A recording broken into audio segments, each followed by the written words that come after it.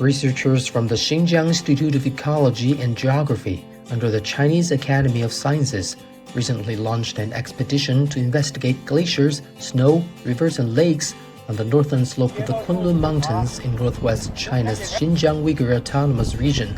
我们现在呢是在东昆仑的库木库里盆地北部的古尔嘎赫河。我们现在目前在做的就是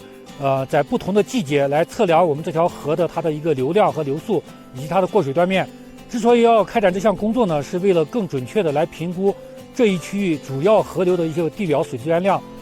The expedition is part of the third comprehensive scientific expedition to Xinjiang, which was officially launched in December 2021.